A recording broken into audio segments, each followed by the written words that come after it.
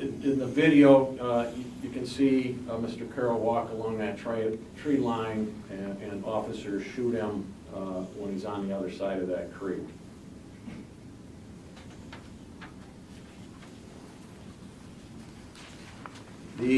One of the passengers in Mr. Carrol's vehicle did observe him with a weapon shortly before he exited that vehicle.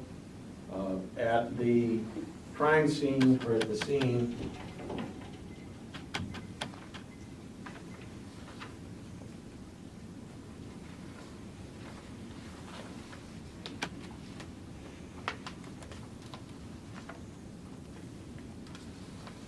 later determined that 11 shell casings in this area were attributed to the gun that Mr. Carrol had. The officers fired, the 6 officers fired a total of approximately 53 rounds. Mr. Carrol was struck 13 times. I have listed those out in the actual summary. It was determined that Mr. Carrol's gun was located on this side of the creek, and that is where he eventually landed.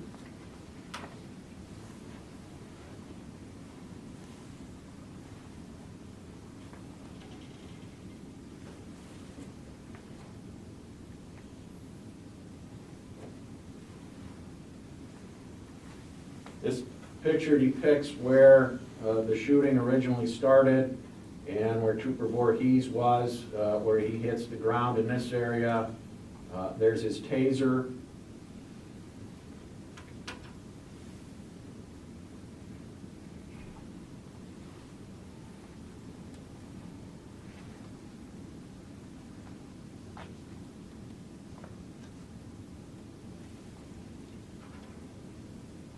And this diagram depicts, again, that same general area, the taser, the shell casings attributed to Mr. Carrol's 9mm.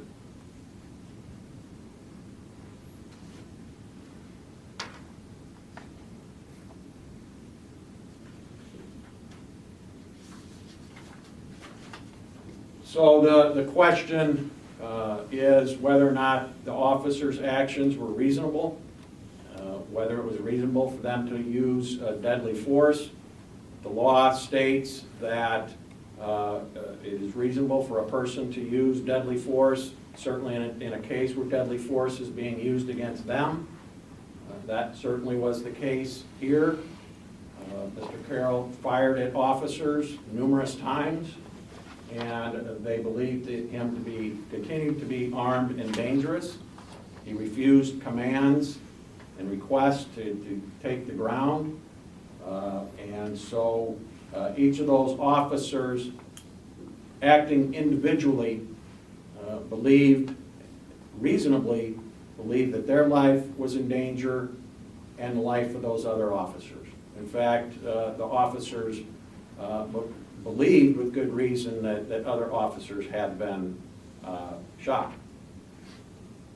As I've recited some of the case law specifically on that, use of deadly force by a police officer must be evaluated from the perspective of the officers at the time.